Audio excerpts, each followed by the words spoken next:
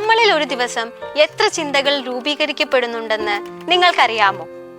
American medical അസോസിയേഷന്റെ പഠന പ്രകാരം ഒരു ദിവസം 6000-ലധികം തോട്ട്സ് ആണ് നമ്മുടെ ഉള്ളിൽ ക്രിയേറ്റ് ആകുന്നത്.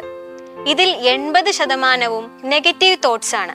അതായത് 4800 അധികം തോട്ട്സ്. അതിൽ തന്നെ 90% റിപ്പീറ്റഡ് ആയിട്ടുള്ള തോട്ട്സ് ആണ്. വെറുതെ ആണോ നമ്മളെല്ലാം ഇങ്ങനെ തോറ്റുപോകുന്നത്? ഈ നെഗറ്റീവ് ആയിട്ടുള്ള തോട്ട്സിനെ എങ്ങനെ നമുക്ക് പോസിറ്റീവ് ആക്കി മാറ്റാം?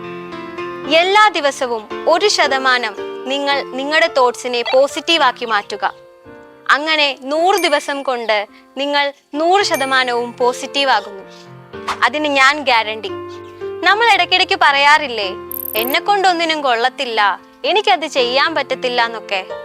അതിനു പകരം അത് തിരിച്ചൊന്ന് കൺവേർട്ട് ചെയ്തേ, എനിക്കത് സാധിക്കും, എനിക്കിതെല്ലാം ചെയ്യാൻ കഴിയുമെന്ന് നിങ്ങൾ പറഞ്ഞു നോക്ക്.